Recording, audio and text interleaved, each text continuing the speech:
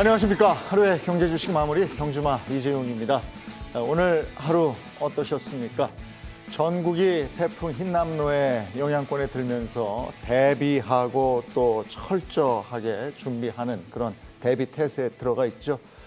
오늘 우리가 얘기할 경제 주식 이미 태풍을 맞았습니다. 경기 침체라는 역대급 태풍에 잔뜩 움츠려 있는 상황입니다. 역시 이것도 점검과 대비가 무엇보다 중요한 시점이죠. 오늘 점검하고 대비해 보겠습니다. 세 분의 전문가와 함께합니다. 어서 오세요. 안녕하세요. 반갑습니다. 먼저 데일리 이슈부터 보겠습니다. 오늘 두 가지로 추려놨는데요. 먼저 이번 주가 태풍도 태풍이지만 금요일에 추석이지 않습니다. 추석 연휴가 시작이 되는 금요일이죠. 물가 점검부터 좀 해보겠습니다. 먹을거리 물가 상승률이 8.4%, 13년 4개월 만에 최고의 상승률이다. 이렇게 되어 있네요. 예, 맞습니다. 사실 이제 러시아 우크라이나 전쟁 이후 국제적인 곡물 가격이 뒤숭숭했던 건 사실인데요. 그 뒤로 국제 곡물 시세는 어느 정도 안정을 보이고 있긴 합니다. 물론 콩과 쌀 같은 경우는 연일 고공행진을 하고 있긴 하지만요. 근데 이번에 급격하게 전개되는 우리 먹거리 물가 상승은 최근 연이어 터졌던 폭우 이런 것들로 인해서 우리나라의 토착 작물들에 대한 가격이 급등한 상황입니다. 호박이나 이런 것들 몇 가지 살펴보고 왔더니 작년 대비 70% 가까이 이미 인상된 상황이고요. 그러다 보니까 이제 추석 밥상을 차려야 되는 상황인데 그 과정에서 많은 서민들이 크게 울상을 찌그리는 상황이 된 것 같고요.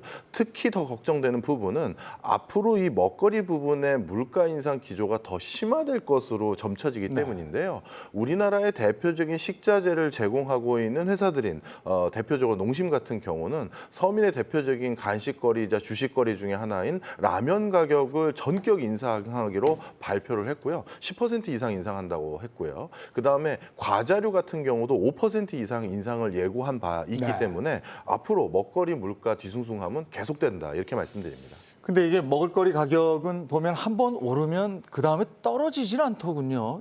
이번에도 그럴 거 아니겠습니까?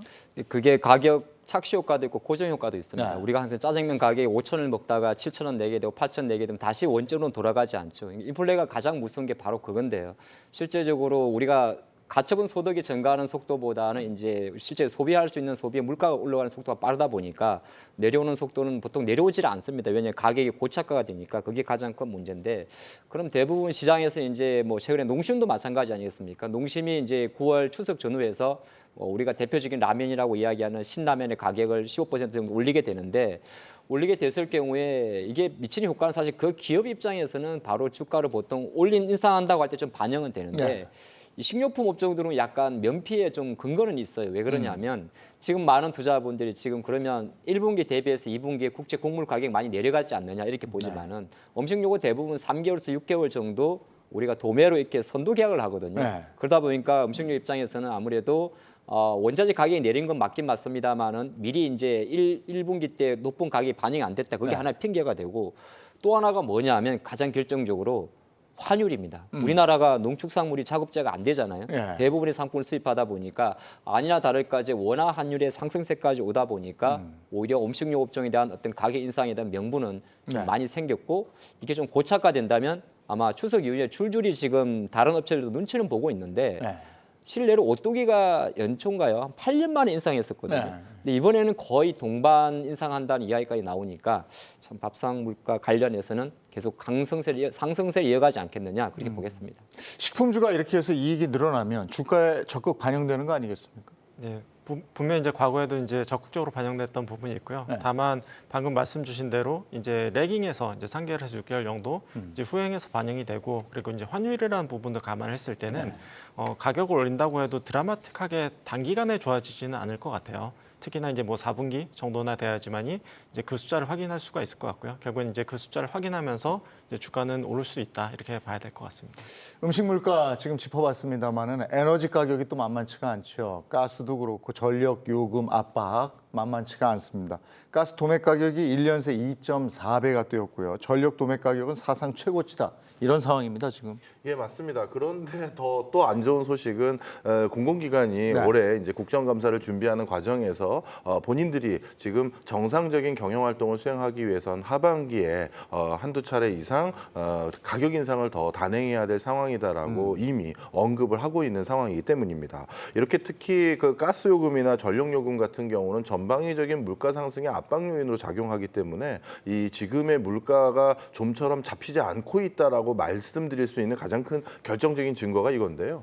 우리가 물가 상승률 수치는 이제 정점을 찍고 조금 아래로 내려온 건 사실입니다만 어느 한 나라도 지금의 물가 상승 기조가 꺾였다. 이제 안심해도 된다라고 해서 금리 기조를 바꾸지 못하는 이유가 이렇게 앞으로도 전개될 여러 가지 공공요금 인상들이 엿보이고 있기 때문이다. 이렇게 말씀드립니다. 뭐 올린다라고 얘기를 해도 적자 폭은 어마어마하다 이렇게 얘기하는 게 한국가스공사하고 한전의 얘기인데 적자 폭이 실제로 굉장히 크다면서요.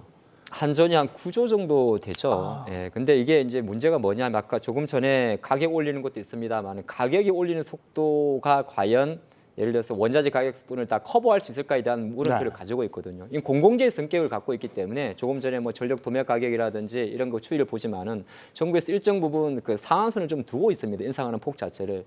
자, 그런 상태에서 아까도 말씀드렸는데 한전이나 가스공사 같은 경우 대부분 장치 산업이에요. 장치 산업이라는 것 자체가 큰 구조물을 갖고 있는데 그리고 이제 뭐 전력을 발전하기 위해서는 아무래도 석탄을 수입해야 되지 않겠습니까?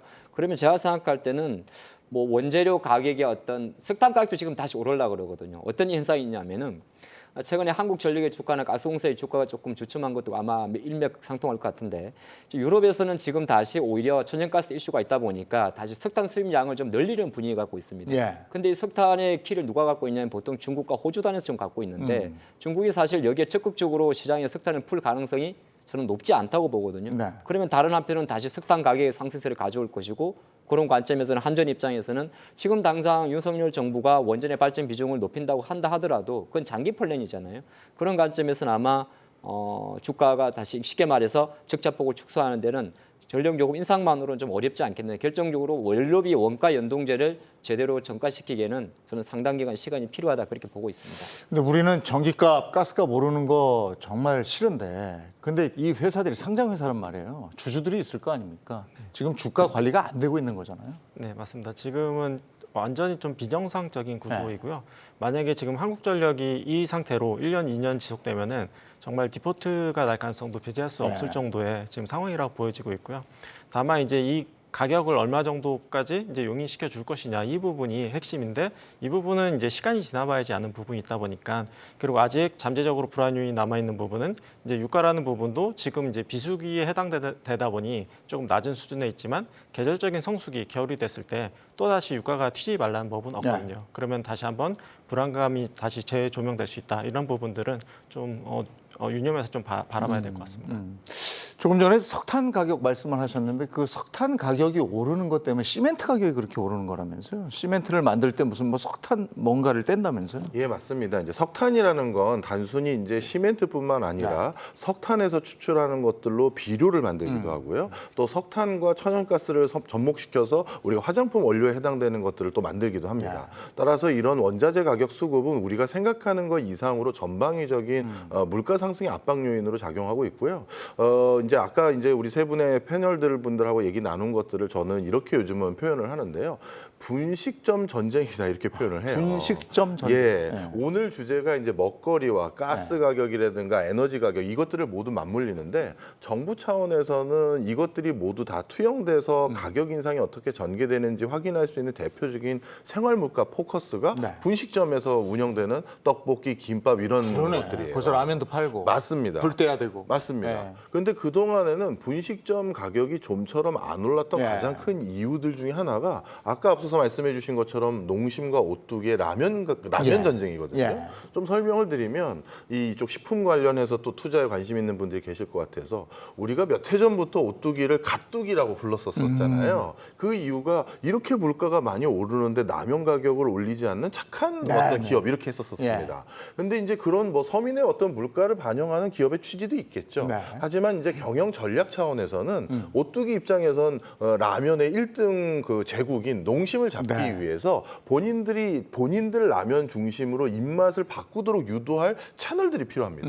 그런데 소비자들이 마트에서 직접 라면을 살 때는 적극적인 구매 행태로 선별을 하기 때문에 네. 거기서는 오뚜기 라면을 농심보다 먼저 손에 잡게 만들기가 쉽지가 않아요. 네. 그런데 분식점 같은 경우는 흔히 라면 하나 주세요라고 하지 어느 라면 끓여주세요 이렇게 얘기를 안 하잖아요. 그렇죠. 그러다 보니까 분식점에서 라면을 소비할 때 있어서 그 분식점 라면은 어느 종류로 할지를 결정하는 사람들이 바로 분식점 업주분들이십니다. 예. 그분들은 가장 쉽게 똑같은 라면 가격인데 라면 하나의 원가가 싸면 더 좋은 거잖아요. 그렇지. 바로 이 분식점에 납품하는 라면 가격을 일정 수준 이상으로 8년 가까이 계속 유지하면서 아하. 농심의 라면의 입맛이 길들여졌던 신라면이죠. 예. 그분들은 이제 진라면이나 다른 걸로 어허. 바꾸려는 경영 전략이었는데 그걸 포기하고 라면 가격을 연이어서 인상하려는 기조라는 건 지금의 물가 기조가 정말 심상치 않은 거라고 여러분들이 투자할 때 꼭 기억을 하셔야 되고요. 네.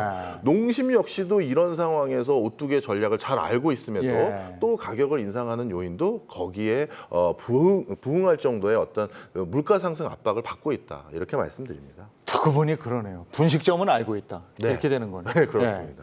자, 이번에는 리튬 가격으로 좀 넘어가 보도록 하겠습니다. 리튬 값이 날뛰고 있다. 탄산 리튬의 가격이 사상 최고가를 경신했습니까, 지금? 네, 이제 한때는 상반기는 또 니켈 가격이 급등하더니 네. 최근 여름에는 또 리튬 가격 상승이 많이 올랐었는데요. 리튬은 사실 우리가 보게 되면 1차 전지 때 많이 이야기하는 거고 니켈은 2차 전지 많이 이야기를 하게 되는데 중국이 보니까 리튬 가격 상승 항상 보면 에너지 가격의 촉발은 중국에서 시작을 합니다. 근데 네. 아마 최근에 많이 들었던 이야기 중에 중국 서찬성 어떤 전력 부족 이야기를 많이 들어보실 것 같은데 실제적으로 중국이 이제 여름에 폭염이 있다 보니까 냉방 수요가 좀 급증을 하면서 우리 이제 산업 지역의 전력 사용이 좀 제한적이었다고 합니다. 네. 근데 중국이 전 세계에서 리튬 생산 같은 경우는 한 13% 정도인데 이 중에서 한 30% 정도가 서찬성 쪽에서 나오는 게 되는 네. 거고요. 그리고 서찬성의 우측이 바로 네. 지난주에 약간 정식 부담을 줬던 바로 청도입니다. 네. 오늘 같은 경우는 또 물론 중국발 보도입니다만 6.2 정도의 지진까지 발생했다고 하더라고요. 그래서 지난주에는 또 코로나로 인해 가지고 셧다운까지 들어갔는데 예. 일단 가장 중요한 것은 리튬 가격이 좀 또 결과적으로 원자재 가격이 오르는 거는 가격 상승이 그러니까 생산이 부족한 거거든요. 그러다 보니까 리튬 가격 자체도 최근에 보니까 톤당 50만 위안에서 50만 위안까지 좀 전망하는 모습이에요. 그러다 보니까 상승세는 계속 취해지는데 이것 때문에 아이러니한 것은 오히려 한국 기업들은 조금 수혜를 봤다는 생각도 조금 하고 있습니다. 원자재 값이 오르는데 수혜를 봐요? 그게 이제 조금 다음 이야기입니다만 우리나라는 주로 2차 전지 배터리 실제적으로 리튬 가격 상승세가 시장에 나왔을 때 가장 먼저 화답한 게 LG에너지솔루션 같아요. 어떻게 보게 되면 그래서 국내 배터리 관련주들은 주력 자체가 리튬보다는 NCM 계열이다 보니까 오히려 니켈의 가격은 좀 내려와 있고 중국이 집중으로 투자하고 있는 LFP 관련해서 리튬 관련 배터리 쪽은 좀 오히려 약하다 보니까 오히려 한국의 기업들이 상대적으로 물론 지금 전체적으로는 잠깐 시장 때문에 배터리 관련 쪽은 좀 눌려져 있습니다만은 우리 약간의 반사액도 좀 보고 있었지 않나 그렇게 보고 있습니다. 우리가 그러니까 2차 전지 우리가 주력 상품이 리튬이 중국보다 덜 들어간다는 거죠. 그래서 리튬 가격이 오르면 중국 제품은 상대적으로 조금 비싸지지만 우리 제품은 가격 경쟁력이 생긴다 뭐 이런 뜻 아니겠습니까? 네, 맞습니다. 하지만 이제 시장 자체가 약간 나눠져 있는 부분은 좀 있어요. 왜냐면 이제 중국 업체들뿐만 아니라 중국 시장 자체는 LFP 배터리가 맞긴 하지만 네. 이제 뭐 미국이라든지 이제 선진국들은 여전히 뭐 NCM 배터리가 이제 좀 주력이다 보니 약간 시장이 좀 양분되어 있고, 그러니까 우리나라 업체들이 이제 수혜를 볼 수는 있긴 하지만 시장이 양분되어 있는 만큼 그 수혜 폭은 좀 한계는 좀 있을 수 있다 이렇게 바라보는 게 맞을 것 같습니다. 그럼 리튬 얘기했으니까 지금 최근에 굉장히 핫했던 폐 배터리 관련해서 엄청나게 주가들도 오르고 막 이랬잖아요. 그럼 폐 배터리 활용할 때 보면 그 안에 리튬이 있으니까 이걸 재활용하면 리튬 값이 오르고 이랬으니까 더 좋을 텐데 오늘 폐 배터리 관련해서는 주가가 우르르해요. 이거 왜 그동안 올랐으니까 그랬던 건가요? 이제 재활용 또는 업사이클 시장 네. 같은 경우는 여러 가지 기술적인 부분뿐만 아니라 규제, 제도 이런 것들에 네. 대한 타이밍이 되게 중요합니다. 사실 리튬 같은 경우는 전 세계 지표면상의 매장량은 한 1,400만 톤 정도 이제 잡고 있습니다. 그런데 지금 급격히 늘어나는 모든 제품들이 다 무선화로 바뀌면서 반드시 들어갈 수밖에 없는 게 리튬이거든요. 네. 그런 과정에서 어쩔 수 없이 리튬이라는 것을 재활용하기 위한 폐배터리 시장이 열릴 것이다라고 했었었는데 지난 10년 가까이 그게 크게 활성화가 못 됐었어요. 네. 그 가장 큰 이유가 우리가 이제 손에 들고 있는 휴대폰 있지 않습니까? 이 휴대폰들을 전부 취합해서 거기에 있는 리튬을 다시 리사이클로 다시 활용한다라고 했었을 때 하나당 들어가 있는 리튬의 양이라는 건 휴대폰이나 이런 무선 가전기기들은 얼마 안 되거든요. 네. 그런데 이 배터리를 재활용하는 시장이 갑자기 이제 주목받게 되는 건 바로 전기 자동차 때문입니다. 네. 전기 자동차 한 대를 리사이클링 했었을 때 그 안에 들어있는 리튬 양이라는 건 많죠. 어마어마하거든요. 따라서 재활용 시장에서 가장 중요한 것은 이런 것들을 다시 수집할 수 있는 그런 효율성이 무엇보다 중요한데요. 바로 이런 과정에서 전기 자동차가 크게 붐업된다라고 생각해서 이렇게 2차 전지에 대한 여러 가지 관련 섹터들이 주목을 받았는데 특히 배터리 관련 분야에서요. 그런데 문제는 방금 말씀드렸던 리튬 가격의 급격한 상승이 네. 오히려 앞단에 있는 전기 자동차 가격을 너무 급격히 올리는 요인으로 작용하는 거예요. 네. 전기 자동차가 보편적으로 적용이 돼야 그 폐배터리를 다시 쓰는 그 후방 산업들이 다시 전개가 되는데 네. 앞단에서 리튬 가격이 너무 뛰어버리니 네. 이게 지금 또 가격 보조를 준다 하더라도 화석연료 자동차보다 경쟁력이 있다 보기도 어려운 상황이라면 그렇다면 오히려 폐배터리 산업이 빠르게 진착되기가 어려운 부분도 있다. 이렇게 같이 판단한 것 같습니다. 예. 근데 리튬은 전적으로 중국에만 지금 의존하게 되는 겁니까? 네, 전체 생산이 아까 제가 쓰촨성 전력 이야기 했잖아요. 네. 그러니까 가격 오른 첫 번째 이유가 사실 공장이 문을 닫아서거든요.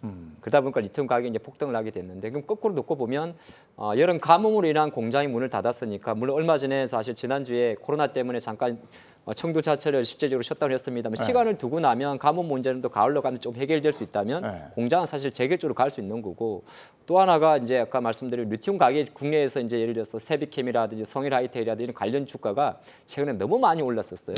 너무 많이 그렇죠. 네, 세비캠 그 회사는 공모가 35,000원짜리였습니다. 예. 엄청 갔죠. 뭐 3배 이상 상장하고 나서 300% 이상 올랐었고 일정 기준으로 보통 1개월 보호예수 물량이 9월 4일이었어요. 그러니까 보호예수 물량 일정 부분 풀리는 거하고 오늘 또 시장 많이 빠진 거하고 좀 같이 보시면 되는데 내일은 마찬가지인 것 같아요. 사실 이제 뭐 리사이클이라는 이슈 자체가 시장에 나오다 보니까 좀 화두가 되긴 이건 사실 멀고 긴 이야기거든요. 네. 근데 최근에 약간 단기적인 수급 자체가 뭐 코스모 그룹이라든지 에코프로라든지 아니면 성일하이텍, 세비캠 좀 몰렸었는데 이 산업 자체가 이제 끝나는 건 아니고 왜 그러냐면 우리가 혹독하게 경험을 했지 않습니까?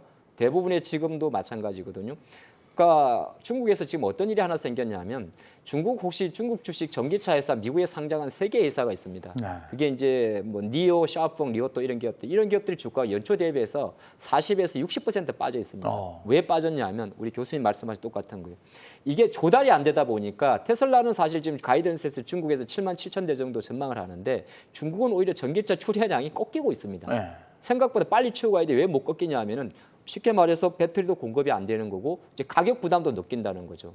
테슬라는 오늘 당장 FSD를 15,000달러, 2,500달러 올립니다만 중국의 업체는 좀 다른 것 같아요. 그래서 한편으로 놓고 보면 이 배터리 원자재 가격의 가파른 상승세는 어찌 보게 되면 전기차로 있던 전환 속도에서 일정 부분 전기차로 전환되는 그 과정을 조금 눌러줄 수도 있기 때문에 우리가 항상 똑같은 거죠.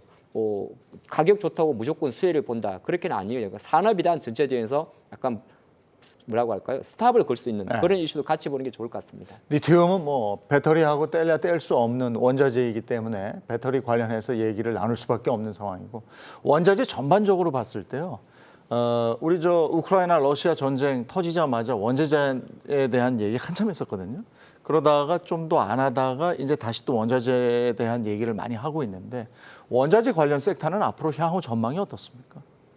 근데 이제 원자재가 어떤 원자재냐에 따라서 많이 달라질 것 네. 같아요. 예를 들어서 가장 불안하게 느꼈던 건 이제 가스였거든요. 네. 왜냐하면은 이제 난방 수요가 이제 유럽에서 이제 겨울철이 이제 돌아오면서 난방 수요가 증가할 수 있는데 이제 제대로 이제 공급이 안 되고 있다라는 부분이 가장 수급산 불안 요인이었고요.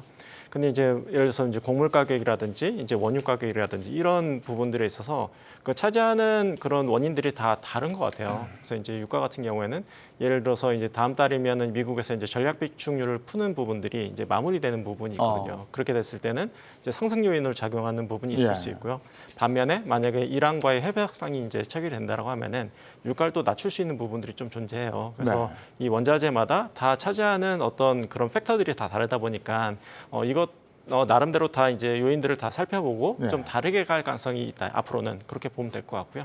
그리고 이제 곡물 가격 같은 경우에도 사실 이제 파종에 대한 어떤 그런 효율성이 지금 막 그렇게 썩 좋진 못한 상황이에요. 그래서 최근에 이제 곡물 가격이 좀 하락하긴 했지만 재차적으로 이제 상승할 가능성. 왜냐하면 이제 글로벌하게 봤을 때 이제 기후 이제 이상 기후 이런 것들은 계속해서 이제 더 커지고 있는 부분들이 있기 때문에 다시 한번 이제 원자재가 최근에는 다 하락세를 보이긴 했지만 다시 이제 상승할 수 있는 부분들에 대해서도 열어두고 이제 그 아이템별로 다시 한번 이제 살펴봐야 된다 이런 생각이 드는 것 같습니다. 지금 우리가 유가, 뭐 원자재 포함이 되어 있는 거고, 그리고 곡물, 뭐 이런 얘기 다 했고, 식품에 대한 얘기했고, 아까 말씀에서 들었습니다만 다 수입한단 말이죠. 근데 수입할 때 우리가 뗄래야 뗄 수 없는 것은 역시 환율. 그런데 오늘 환율 보면 1,370원 넘고 막 이랬죠. 맞습니다. 1,400원대를 향해 가고 있습니다. 정말 어디까지 올라갈지 모르겠는 이 환율, 이게 어떻게 되는 겁니까? 1,400원대도 충분히 가능성 있어 보입니다. 그 이유가 왜 그러냐면요. 지금 미국의 금리 기조는 앞으로도 고강도 기조를 계속 유지할 것으로 네. 점쳐지고 있습니다. 그래서 미국은 물가가 안정적으로 확실시하는 수준으로 잡혔다라고 할 때까지 지속적으로 2단계 이상의 연속된 금리 인상마저도 단행할 기미를 보이고 있는데 네. 그런데 여타 이제 신흥국들을 포함해서 뭐 우리나라도 포함한다고 했었을 때 이들 국가의 경제적 체질을 봤었을 때 한 번에 미국의 금리 인상에 말맞춰서 똑같이 2단계나 3단계에 가까운 금리 인상 기조를 계속해서 연달아 수행할 수 있는 국가들은 사실은 많지 않습니다. 예. 그러다 보면 경우에 따라서는 일정 기간 동안 적지 않은 기간 동안 금리 역전 현상이 일어날 수도 있고요. 네. 또 금리 역전이 더욱더 심화되는 구간들이 또 생길 수가 있습니다. 네. 바로 이런 요소들이 앞으로도 환율을 더더욱 불안전하게 만들 수 있는 요소로 짐작되기 때문에 저는 방금 말씀드린 것처럼 충분히 어떤 심리적인 마지노선을 일순간 넘어갈 수 있는 여지도 많다라고 보고 있습니다. 그런데 미국은 이런 강달러를 즐기기라도 하는 듯이 금리 인상에 박차를 가하고 있습니다. 그래서 지금 파월의 별명이 인플레 터미네이터라는 얘기까지 나오고 있는 실정입니다. 이 부분을 한번 짚어볼까요? 파월도 힘드실 거예요. 예. 그러니까 약간 확실히 지난 전 장관 옐런 현재 재무장관이랑 네. 결이 좀 틀린 것 같아요. 틀리 다르고 있는데 그 이전 브랭키와도 좀 다른 것 같은데 네. 약간 이번에도 글쎄 저도 잭슨 홀 미팅에서 이렇게 강하게 이야기할 줄은 몰랐거든요. 네. 근데 결과적으로는 잭슨 홀 미팅에 미국 증시는 일주일 내내 파월의 어떤 후폭풍에 좀 놓여 있고 국내 증시도 마찬가지인데 네. 그러고 나서 가장 큰 변화가 아마 지금 말씀하셨다시피 뭐 강달러지 않나 보겠습니다. 원화 환율이 그냥 올라가다 보니까 이제 다시 한번 이번 주 예정된 아마 제가 수요일 목요일 정도로 알고 있는데 네. 또 파월 의장의 컨퍼런스 연설이 한 번 있습니다. 네. 이 연설이 한 번 더 과연 잭슨홀에서 이야기했던 상당히 매파적인 반응을 좀 눌러줄지 아니면 조금 지켜봐야 될 가장 큰 포인트인데 지금의 파월은 예, 말씀하신 대로 그 누구도 제적할 수 없는 심지어 바이든까지도 어쩔 수 없는 상당한 매파적인 성격을 좀 띠고 있기 때문에 이번 주 후반에 예정되어 있는 파월 의장의 컨퍼런스 연설을 한 번 더 확인할 필요는 있겠다 그렇게 보고 있습니다. 근데 저도 이 경주말을 진행하면서 파월의 얘기를 몇 번 들어봤는데 이분이 얼르고 달래고 약 줬다 병 줬다 이래요. 그러니까 지난번에 한번 병을 줬으니까 이번엔 약 처방을 하지 않겠습니까? 근데 지금은 좀 다른 것 같아요. 아, 왜냐하면은 이 핵심은 기대 인플레를 잡는다는 부분이거든요. 네. 그러니까 실질 인플레도 있지만 이제 기대 인플레라는 부분은 사람들의 이제 기대 심리거든요. 근데 이 기대 심리라는 게 한번 인플레가 다시 일어날 수 있다라는 그런 생각이 들면은 이게 한없이 걷잡을 수 없게 되는 부분이거든요. 네. 그래서 아예 이걸 싹을 잘해야 된다라고 생각을 하고 있는 것 같고요. 그렇기 때문에 계속해서 이제 강한 오조를 유지하고 있고 내년 적어도 이제 내년 상반기까지는 이런 기조가 이제 유지될 가능성이 높다. 왜냐하면은 다시 한번 이제 원자재 가격이 올랐을 때 기대 인플레가 다시 틀 수 있는 부분이 있기 때문에 계속해서 이게 이제 확인되기 전까지는 이런 강한 어조를 이제 거둘 가능성은 굉장히 좀 낮다 이렇게 보이고 있습니다. 다음번에 파월의 입도 강할 것이다. 이렇게 네, 보시는 인플레가 확실히 잡혔다는 부분이 눈이 예. 확인되기 전까지는 강한 어조를 유지할 수밖에 없다.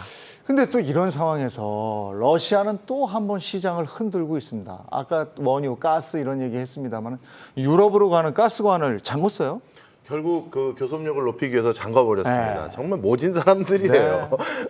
이제 이 가스관을 잠그는 일들을 어느 정도 예상을 해서 전 네. 세계적으로 이제 천연가스 같은 경우는 일반적으로 15년 이상의 장기 계약으로 상당히 많은 포션은 정해져 있고 네. 단기 수급을 맞추기 위한 LNG선을 중심으로 한 가스 수급들이 있는데 지금 미국에서 마침 또 6월 달에 프리포트가 화재가 나서 네. 지금 그나마 가스를 공급할 수 있는 또 하나의 대체제인 미국에서도 가스가 원활히 공급되지 않고 있는 상황인데 어떻게든 이것을 좀 다시 빨리 이제 전환을 해서 가스를 대주기 위한 노력들을 지금 하고 있는 상황이고요. 최근 이런 이슈들 속에서 또 급격하게 증시에 관심도가 높아지고 있는 게 지질 탐사와 관련한 테마들입니다. 전 지질 세계적으로. 탐사요? 예. 이게 이제 아까 우리 계속 얘기했던 뭐 리튬하고 다 맞물리는 건데요. 이유가 정확하게 뭔지는 모르겠습니다만 1990년대 이후부터 새로운 어떤 지하 자원을 탐색하기 위한 적극적인 노력이 전 세계에서 많이 이루어지지 않았습니다. 어떤 지역에서 대량의 매장지가 확보되고 나면 네. 그 매장지에서 충분한 가격 경쟁력을 확보해서 거기 의존적인 구조를 만들기 위해서 정말 단기간에 규모의 경제를 실현해서 굉장히 낮은 가격으로 전 세계 수급 체계를 만들어 버리거든요. 예. 그러다 보니까 비슷한 규모의 대규모 매장지를 다른 곳에 추가적으로 똑같은 매장량이나 유사한 수준을 확보하지 못하면 작은 매장량으로는 도저히 채산성을 유지할 수 없기 때문에 전 세계적인 지질 탐사의 분위기가 많이 좀 잦아들었었어요. 그러다가 리튬 가격이 급격히 상승하자 그것에 대해서 대응하기 위해서 중국에서도 혹시 우리 내부에 리튬을 캘 수 있는 곳이 있는지 알아보다가 이제 중국이 세계적인 리튬의 생산지가 됐던 것이 있고요. 지금 다시 똑같은 분위기가 일어나고 있는 게 전 세계 여기저기 천연가스 또 나오는데 없나 이런 부분들이 일어나고 있습니다. 그것은 무슨 얘기냐? 러시아 우크라이나 전쟁이 어떤 식으로 끝난다 하더라도 유럽은 다시 예전으로 돌아갈 생각이 없어 보이는 거예요. 네. 그러다 보니까 이제 러시아에 의존되는 천연가스 구조가 아닌 새로운 생태계가 에너지 수급 체계에서 서서히 길어지는 게 아닌가 생각이 듭니다. 근데 지질 탐사 이 부분 나오니까요. 요 관련돼서 또 이제 주식이 들썩거릴 수도 있는데 이때 조심하셔야 돼요. 왜냐하면 예전에 보물선 생각이 갑자기 떠올라가지고 예전에 보물선 때문에 뭐 한번 그 주식 회사 상폐됐습니다.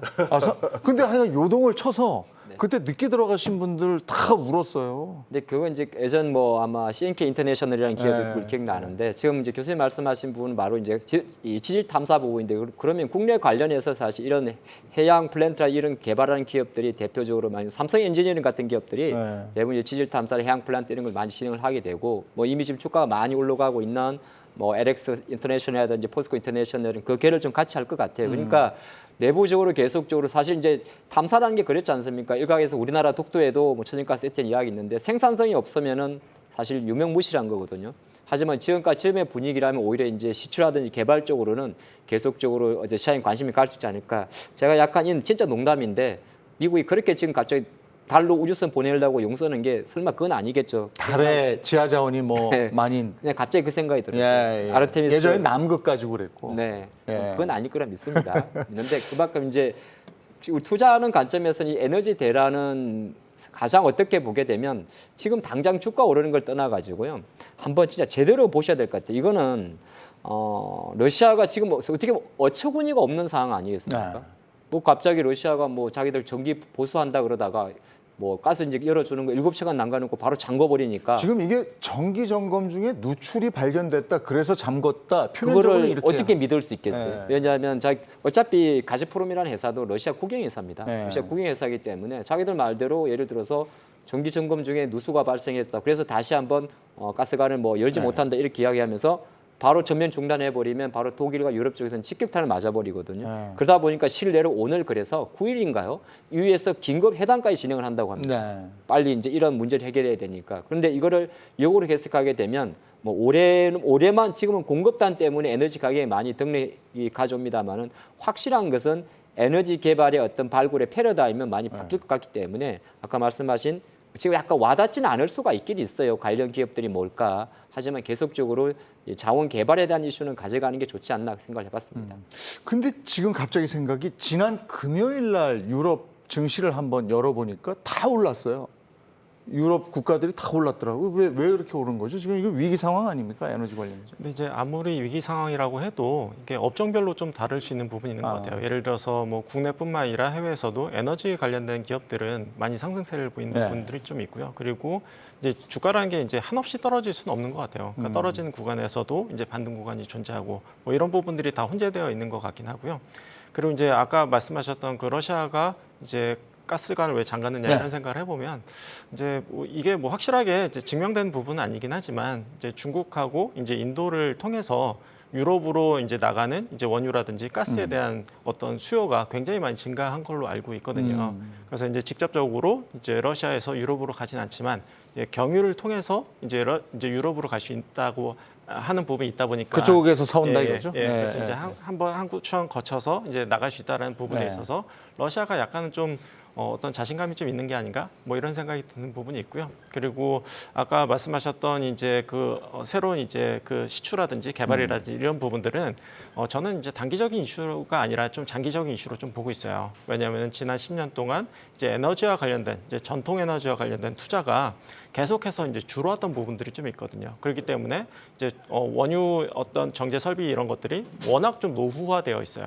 그래서 이게 뭐 시추라든지 원유 설비라든지 이런 것들이 단기간에 끝날 부분이 아니라 2, 3년간 지속될 수밖에 없는 트렌드로 보고 있기 때문에 저는 이게 반짝하는 게 아니라 조금 이제 좀 장기적으로 투자 관점에서도 바라볼 수 있다 이렇게 생각하고 있습니다. 그럼 투자 관점에서 바라보면 여기에 해당되는 회사들이 또 눈에 보이는 거 아니겠습니까? 그러니까 유정용 강관이라든지 아니면 또 송배전 관련 주식 이런 부분 눈여겨보면 될까요? 네.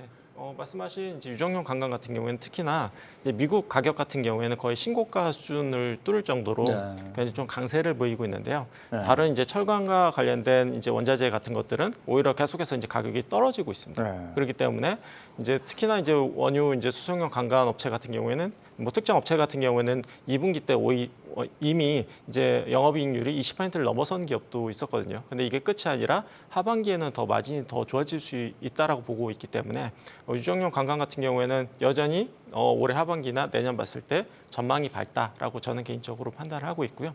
그리고 이제 송배전 설비 같은 경우에서도 이제 특히나 이제 중동 쪽에 이제 오일머니들이 돈을 많이 벌다 보니까 이제 발전소라든지 이제 송배전 설비들을 투자를 굉장히 좀 많이 하고 있어요. 그래서 이제 관련된 기업들 같은 경우에는 올해 이제 상반기 때 수주가 이미 작년 연간 수주를 이미 넘어선 경우도 많고요.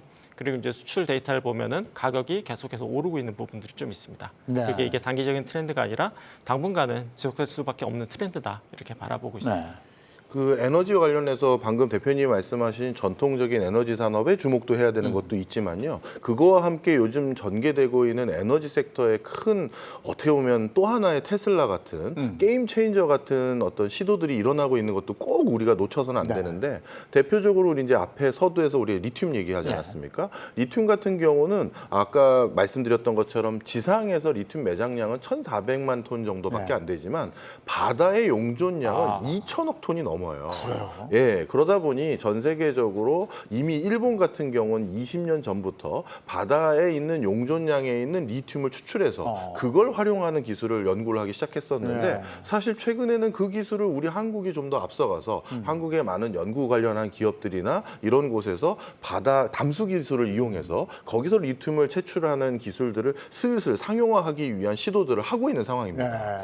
그리고 포스코 같은 경우도 아르헨티나 우크라이나의 염호에서 리튬을 연간 6만 톤까지 자신들이 추출해 보겠다라고 한번 경영 비전을 제시한 적이 있거든요. 이 리튬 6만 톤이면은요. 네. 연간 테슬라에서 만든 배터리를 전부 커버하고 남을 정도의 그 정도 양입니다. 그런 것들이 이제 기술을 발달시킴으로 인해서 완벽하게 에너지 수급 체계에서 새로운 어떤 생태계를 그리는 그림들을 그려가고 있는데 그런 것들도 우리 기업들이 상당히 주목할 만한 기업들이 많으니까 같이 살펴보실 필요가 있겠죠. 지구에서 더 이상 원자재를 퍼담을 때가 있을까 이런 생각을 했는데 기술의 발전으로 우리가 캐지 못한 것까지 캘 수 있다. 그런 산업에도 또 주목해봐라 이런 말씀을 하신 거고요. 아까 이제 러시아가 그 가스관 잠그는 문제 다시 돌아가 보면 러시아에서 그 관을 잠궜을 때 독일이 가장 그 큰 피해를 본다면서요. 네. 근데 다른 유럽 국가들은 미국에서 LNG를 수입해서 올해량을 탱크에 담아놨다면서요. 네. 그런 관계들도 있는 거 아니겠습니까? 그러니까 올해 이제 아마 최근에 이제 천연가스 가격의 실제적인 천연가스 가격은 조금 안정세를 보이고 있어요. 네. 오늘은 이제 지금 실시간으로 유럽 천연가스 같은 경우는 워낙 변동성이 크다 보니까 제가 그 확인할 때는 25% 정도 상승을 했습니다. 네. 최근에 워낙 이제 고점 대비해서 거의 80유로 정도 좀 떨어지다 보니까 상승을 했었는데 큰 가격 흐름에서 놓고 봤을 때는 사실 이거 천연가스 같은 경우는 그 독일 같은 경우 보니까 거의 패키지까지 준비를 하더라고요. 오히려 천연가스 네. 지원하기 위해서 뭐 예를 들어 650억 유로 정도 지원 패키지 추진하는데 그리고 또 그것도 있고 또 하나가 이제 뭐 이런 이야기까지 나오더라고요. 뭐 에너지 기업들의 초과 이익에 대해서 초과 이익세를 뭐 해소한다. 네. 이 말은 뭐냐면 이제 독일 기업들이 실제적으로 에너지 가격이 많이 올랐으니까 이것 때문에 이익을 내게 되면 네. 우리가 뭐 재건축의 초과 이익 환수제처럼 그런 것까지 진행하고 있다고 보기 때문에 아마 이 부분이 저는 사실 이게 뭐라고 해요? 유럽의 지금 이 물가가 지난달에 9.1%가 나왔습니다. 네. 뭐 역대급이라면서요. 역대급 나왔고 사실 그 천연가스 가격 우리가 계속 올랐다고 이야기하는데 네. 이거 1년 전으로 비교하면 우리가 4배가 오른 거거든요. 네. 그래서 약간 계속적으로 이 부분은 예, 저도 신경이 계속 간다 그렇게 말씀드리고 싶습니다. 미국 같은 경우는 인플레를 이걸 이제 방어하기 위해서 금리를 막 올리지 않습니까? 근데 유럽은 어떻게 합니까? 이게 인플레는 그 사상 초유의 인플레인데 네. 이걸 잡긴 잡아야 될 거 아니겠습니까? 근데 이제 가장 안타까운 거는 이제 유럽이 가장 큰 피해를 보고 있고요. 네. 가장 해법도 사실 유럽이 해법이 없습니다. 왜냐하면 이제 미국 같은 경우에는 이제 금리 상승을 통해서 이제 뭐 달러를 뭐 정말 어려울 땐 풀어도 되고 이런 부분들이 네. 있긴 하지만 유럽이나 이제 특히나 이제 그 안전자산이라고 할 수 있는 게 이제 큰 틀에서 세 가지, 그러니까 달러 그리고 유로 그리고 이제 엔화 이렇게 이제 세 가지 큰 틀이었는데. 지금 이제 유럽하고 이제 일본이 그러니까 금리를 못 올리는 이유가 명확하거든요. 왜냐하면 국가 부채가 워낙 많다 보니까 이것을 이제 금리를 인상시켰을 때 국가 재정이 남아날 수가 없는 부분들이 존재하다 보니까 어떻게 보면 좀 사면 초과에 좀 맞이하게 된 게 아닌가? 그러니까 어떻게 보면은 그러니까 금리를 올리고 싶어도 그러니까 올릴 수 없는 그런 상황에 좀 처해져 있다 보니까 상대적인 이제 뭐 그 환율 약세 그리고 이제 인플레의 더 약한 모습 이런 모습을 보이고 있는데 사실 해법이 마땅치 않다라는 부분이 가장 좀 안타까운 부분인 것 같긴 합니다. 근데 독일은 뭐 큰 돈을 풀어서 인플레를 좀 잡겠다 이런 얘기를 한다면서요. 지금. 예, 맞습니다. 이제 독일 경제가 이제 워낙 지금 급냉을 하고 있는 과정이고요. 에너지 수급 자체가 이제 어두워지다 보니까 그것으로 인해서 아마 독일 경제에 대한 전반적인 금융시장, 그다음에 실물 부분까지도 불안전성이 높습니다. 그러다 보니 이런 불안전성을 잠재우기 위한 일단 적극적인 구두 개입 상황에서 우린 돈이라도 풀겠다 이렇게 얘기를 하고 있지만 실질적으로 전체 EU의 어떤 집행위원회 기조 속에서는 그렇게 적극적인 독일만 따로 하는 정책이라는 게 입안되긴 쉬워 보이지 않고요. 지금 독일의 언급들은 저는 일종의 구두 개입으로 시장을 안정시키기 위한 노력이다 이렇게 보고 있습니다. 그러면 저 유럽은 그 금리 인상은 못하는 겁니까? 근데 이게 가장 이번 주에 복병이 됩니다. 네, 이번 주에 이제 사실 다음 주는 이제 미국의 물가 지수를 보겠지만 이번 주에 ECB 통화정책 회의가 예정돼 있습니다. 예정돼 있는데 ECB가 지난 8월 달에 50 베이시스 포인트 수준의 금리를 인상을 했었어요. 그러다 보니까 ECB도 이제 제로 금리를 탈출했는데 지금 시장에서는 유럽 중앙은행까지 갑자기 자이언트 스텝을 받지 않느냐. 보통 이제 자이언트 스텝이라 이야기하게 되면 75 베이시스 포인트 수준의 임금 인상을 말하는데 과연 레가르드 총리가 어떤 판단할지는 좀 의견이 좀 분분합니다. 근데 그나마 지금 우리가 유럽발 그러니까 만약에 영국의 지금 유럽의 물가 지수가 9.1% 증가하고 있긴 있는데 ECB가 그래도 지난번에 미국과 조금 다르게 TPI 프로그램을 바로 준비를 해둔 게 좀 있었어요. 네. 그래서 우리가 그런 얘기 했지 않습니까? 야, 유럽은 그렇지 않아도 지금 가스 때문에 힘든데 여기에 금리까지 올려버리면 유럽 나가 떨어진다. 네. 근데 그나마 독일이나 영국 버티겠지만은 밑에 피거 국가들 스페인이라든지 포르투갈, 남유럽 국가들은 그냥 대부분 국가 재정 부채 비율이 150%가 넘거든요. 네. 그래서 지금 관건은 뭐냐 하면 저는 이렇게 보고 있습니다. 이번 주 중에 이제 유럽 중앙은행이 금리 결정을 할 것인데 과연 50 베이시스 포인트를 할지 아니면 미국처럼 자이언트 스텝을 할지 모르겠습니다만은 지난번에도 그렇게 금리 인상하면서도 이제 TPI 프로그램이란 명명하에 어떻게 보게 되면 남유럽 국가의 어떤 재정 불확실성이 생겼을 경우에는 돈을 지원하겠다는 거거든요. 또 그런 보강책까지 같이 제출한다 그러면은 시장의 충격은 조금 다른데 만약에 추석 앞에 참 악재밖에 없네요. 만약에 자이언트 스텝을 75분들이 밟았을 경우에는 시장 생각보다 조금 이 부분도 유럽마저 그 부분을 좀 경계할 수 있지 않을까 보고 있습니다. 근데 유럽이 이제 금리를 좀 무리해서라도 자이언트 스텝으로 간다면 강달러는 잡을 수 있는 거 아닙니까? 저는 이제 단기적인 이슈라고 보고 있어요. 이제 단기적으로는 이제 강달러를 잡을 수 있겠지만 결국엔 아까 말씀드렸던 똑같이 이제 안전자산인데 이제 미국이 연말에 금리가 4%가 되고 유럽이 1%가 됐다라고 하면은 여전히 이게 따라갈 수 있는 포인트 수준이 아니거든요. 그래서 단기적으로는 이제 강달러를 좀 잠재울 수는 있겠지만 좀 더 중장기적으로 봤을 때는 좀 단기적인 성과에 그치지 않을까 한계는 있다 이렇게 저는 보고 있습니다. 그러면 유럽이 자이언트 스텝을 밟을 가능성은 그렇게 크지 않다고 보시는 겁니까? 일단은 뭐라도 해야 되니까 저는 하긴 할 가능성이 것이다. 충분히 있다. 하지만 네. 그 효과는 좀 단기에 그칠 가능성이 있다라고 저는 보고 있습니다. 근데 그 파급은 네. 크게 된다.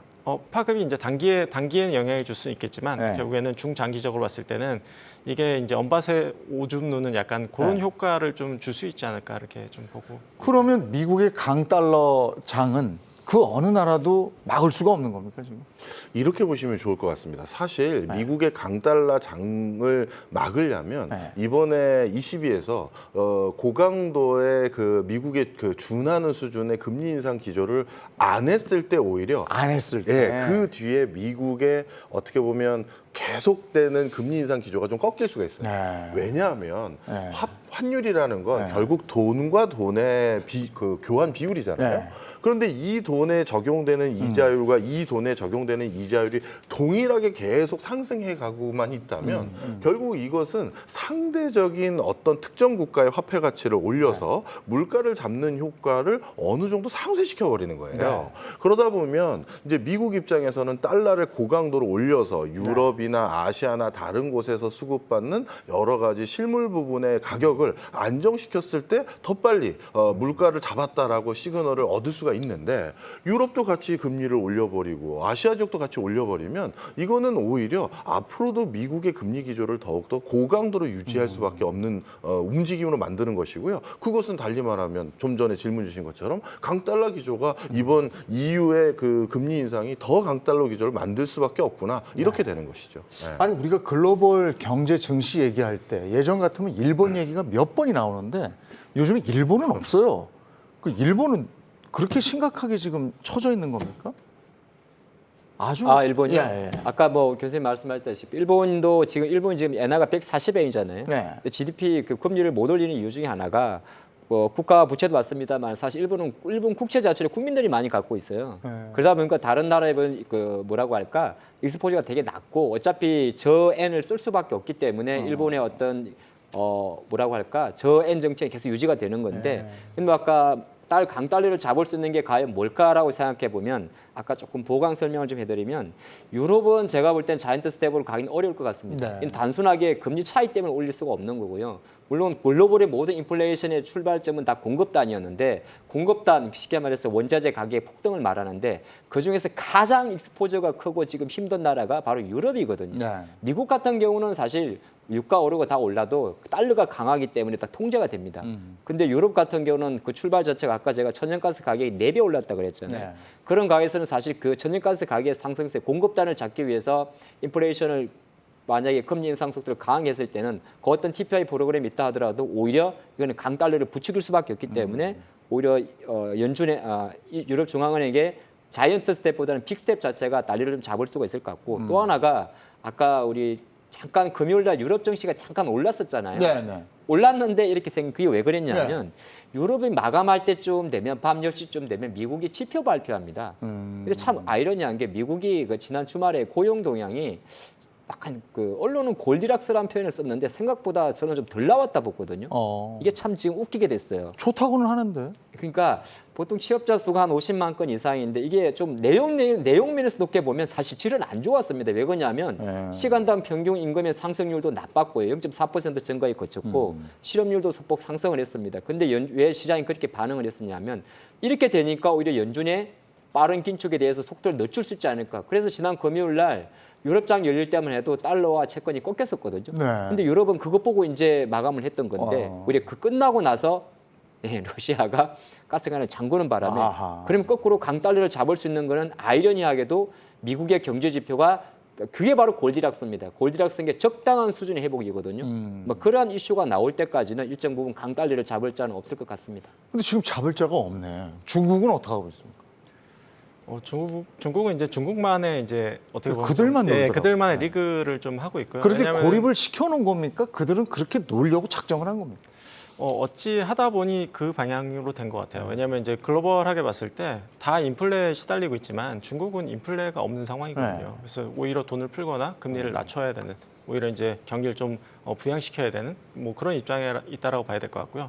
워낙 중국만의 특성이 있다 보니까 이게 되게 이렇게 연관시켜서 얘기하기 힘든 것 같아요. 그래서 최근에 이제 코로나 이제 그 격리 같은 경우에도 그 글로벌 정서나 트렌드랑 완전히 반대 방향이잖아요. 그러게. 근데 이제 그 이유가 뭐 이런 얘기도 나오고 있어요. 왜냐하면 이제 전력이 힘들고 석탄 수급도 어렵고 하다 보니까 전력 수요를 줄이기 위해 오히려 사람들이 이제 트래픽을 줄이기 위해서 이제 오히려 이제 코로나를 이용해서 이제 격리 정책을 피고 있다 이런 얘기까지 나오고 있거든요. 그래서 중국은 뭐 그들만의 약간의 좀 리그에 좀 떨어져 있기 때문에 글로벌 정서나 글로벌 이제 환경하고는 좀 다르게 가는 부분이 있다. 그리고 중국은 이제 한 가지 취약점은 이제 주택 부분인 것 같아요. 그래서 이제 좀 팩터가 좀 다른 것 같아요. 그러니까 중국은 이제 워낙 이제 주택 부분에서 이제 과투자가 되어 왔었고 이게 이제는 좀 한계에 이르렀기 때문에 조금 좀 돌파구가 좀 해법이 좀 다르게 나가야 되는 그런 부분들이 좀 존재하는 걸로 보입니다. 근데 글로벌 경제와 증시하고 따라노는 중국이지만 우린 중국하고 또 뗄래야 뗄 수가 없기 때문에 그래서 중국 상황도 한번 여쭤본 거고요.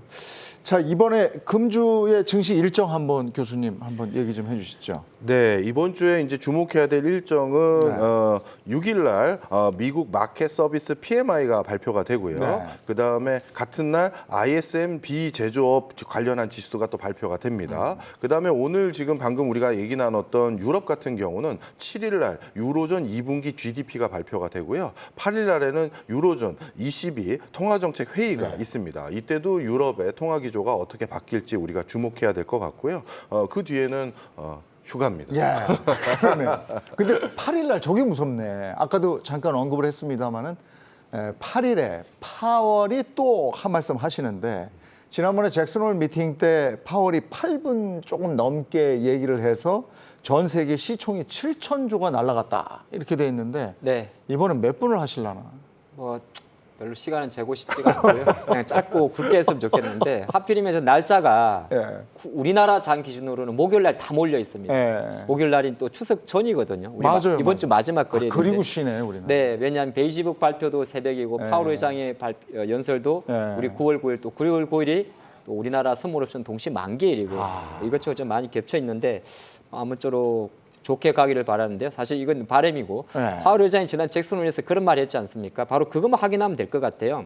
우리는 인플레이션을 잡기 위해서 계속 금리 인상할 것이고 금리 인상할 때까지는 그러니까 인플레이션 잡힐 때까지는 또 섣불리 내년에 금리 인하한다는 것은 꿈도 꾸지 마라. 단서를 하나 달아준 게 있어요. 우리 지표 보면서 갈 거야. 그래서 중요한 것은 저는 이제 그러면 잭슨홀 이후에 파월 의장 기준으로 지표 하나 볼 게 있었어요. 바로 8월 달 미국 고용 동향이었습니다. 고용 동향이었기 때문에 뭘 그 하나만 보고 가진 않겠습니다만 그리고 파월 의장 이번 연설은 이제 연준이 9월 20일부터 FOMC 결정이 들어가기 때문에 보통 셧다운 기간에 들어갑니다. 그래서 금리 결정 전에 마지막 연설도 될 수 있기 때문에 만약에 시장이 실제적으로 파월 의장 이번 8월에 고용을 봤다든지 아니면 아까의 사태에서 잭슨홀보다 조금만 유화적인 이야기를 했을 경우에는 오히려 뭐 요 하나만 놓고 봤을 때는 조금 여유로운 추석으로 갈 수 있는 거고 그게 아니다 그러면은 빨리 정시부터 출발하는 게 좋을 것 같습니다. 네. 근데 이렇게 대놓고 우리 장은 이제 금요일 날 쉬고 네. 토, 일 들어가고 월요일에 쉬고 이렇게 푹 쉬는 장으로 가요. 이게 독입니까? 약입니까? 저는 약간 좀 쉬어가는 것도 나쁘지 네. 않다라고 보고 있고요. 근데 네. 이제 저는 기존에 이제 잭슨홀 연설이나 이런 때 이미 나올 부분들은 다 나왔기 때문에 네. 추가적으로 뭐 크게 나올 게 있을까 싶기는 하고요. 지금은 오히려 저희 시장에서는 쉬었다 가는 게 오히려 약이 될 수 있다 이렇게 네. 생각하고 있습니다. 그러면 이제 우리가 그 추석을 기점으로 해서 전후의 장을 또 얘기하더라고요. 근데 추석을 기점으로 지금까지도 우리가 맨날 얘기하는 태조 이방원 섹터. 근데 그게 추석 이후에도 쭉 갈까요? 어떻게 될까요? 지금 이제 시장에서는 워낙 거래량이 줄어들어 있기 네. 때문에 관망세가 계속 이어지는 분위기인 것 같고요. 최근에 여러 가지 이제 그 지표상의 변화들로 인해서 증시가 등락하다 보니까 많은 분들이 좀 조바심마저 내는 경우가 있어요. 네. 이럴 때는 오히려 이 휴가 기간 때 약간 좀 숨고르기 하면서 네. 좀 긴 안목으로 투자라는 건 어떻게 내가 한번 다시 포트폴리오를 구성하는 게 좋을까 한번 생각하시는 기회로 잡으면 수수료만 내지 않고요. 그렇습니다. 하는 바람입니다. 휴가 때 조카 용돈 좀 두둑히 주려고 그랬더니 이게 뭐 주가가 이러니까 그것도 안 되고. 하 대표님 어떻게 생각하세요? 네, 사실 뭐 통상적으로 명절 전에 장이 좀 빠진 경우도 좀 많고 좀 그랬는데 사실 그건 이제 어쩌다 보니까 그런 것도 있는 것 같고 네. 또 우리나라 기준으로는 2거래일 정도 휴장이거든요. 네. 근데 그것도 좀 싫어하는 이제 리스크 기피 물량이 있다 보니까 보통 좀 약한데 사실 그거는 일정상 흐름 같고 아무래도 금요일 목요일까지의 예를 들어서 환율의 흐름이라든지 8월 시장 연설이 더 중요할 것 같고요. 태조 이방원 이야기는 제가 보니까 태조 이방 네 번째 방 빼고는 자금이 좀 빠지는 것 같아요. 그래요? 네, 태양광도 조금 최근에 좀 시큰둥한 것 같고 방사는 괜찮은 것 같아요? 네, 방위산업? 네, 방위산업 네, 관련주는 계속 저 수주 이야기가 나오니까 네. 좀 괜찮은 것 같은데 지금 원전하고 조선하고 2차 전지는 네. 사실 2차 전지 지금 LG 에너지솔루션 딱 하나 빼고 나면 약간 다 태업 상태거든요. 네. 그래서 약간 좀 그런 생각도 있습니다. 이게 월간 기준으로 월이 바뀌면 다음 주 월 초에 지난달이 강했던 섹터들이 좀 쉬는 경향이 좀 네. 있어요. 그래서 일단 추석 전까지는 태조 이방원은 저는 잠깐 내려놓고 있습니다. 예. 어떻게 보세요? 저는 유가의 향방이 굉장히 좀 중요하다라고 네. 보고 있어요. 네. 그래서 이제 유가가 확실히 이제 올랐을 때는 이제 전체적인 업종에 대한 부담감이 더 커지고 시장 자체를 좀 짓누르는 이제 좀 상승을 좀 막아주는 그런 역할을 한다고 보고 있고요. 그러니까 그때마다 이제 태조 이방원 주식들이 굉장히 좀 올랐던 상대적인 강세를 보인 부분들이 좀 있어요. 그래서 만약에 여기서 유가가 더 오르지 않고 현재 수준 뭐 80불대를 유지한다라고 하면은 태조 이방원이 힘을 실기에는 조금 한계는 존재할 수는 있다. 다만 오히려 유가가 다시 뭐 90불, 100불로 올라간다라고 하면은 다시 이제 시장은 전반적으로 좀 가라앉으면서 태조 이방원은 오히려 이제 어떤 성장성 이런 것들을 찾기 힘들다 보니까 이제 성장성이 있는 것에 좀 몰리는 부분들이 좀 있는 것 같거든요. 그래서 다시 한번 이제 저는 유가 향방이 되게 중요하다. 유가가 만약에 이 상태를 유지하면은 한계가 있을 수 있지만 오히려 유가가 상승한다고 하면은 다시 한번 이제 재차 조명받을 가능성도 배제할 수는 없다. 이렇게. 요거 하나만 짧게 할게요. 시간이 다 됐는데 오늘 보니까 현대차가 20만 원 됐어요. 다시 오랜만에. 네. 괜찮습니까? 괜찮겠습니까? 근데 이제 현대차는 이제 방금도 이제 성장성 말씀드렸었는데, 그러니까 기업의 이익이 유지되거나 증가할 수 있는 몇 안 되는 좀 세이프티 존으로 느껴지는 것 같아요. 그래서 이제 장이 안 좋을 때마다 자동차한테 이제 수급이 쏠릴 수밖에 없는 부분들이 이제 불안하다 보니까, 그러니까 자동차는 굉장히 안전하다 이렇게 생각을 하는 것 같아요. 왜냐하면은 네. 이미 이제 수주 잔고도 많이 남아 있고 여전히 뭐 2년 기다려야지 차를 받을 수 있다 보니까, 그러니까 기업의 이익은 계속해서 유지가 되는 가운데 마켓 시ェ어는 오히려 증가하고 있거든요. 알겠습니다. 예. 네. 자, 뭐 불안감이 점점 커지고 있는 뭐 주식장 여기도 대비 단단히 해야 되겠습니다만은 일단은 태풍 피해 없도록 대비 철저히 하시고요. 저희는 내일 다시 찾아오겠습니다. 고맙습니다.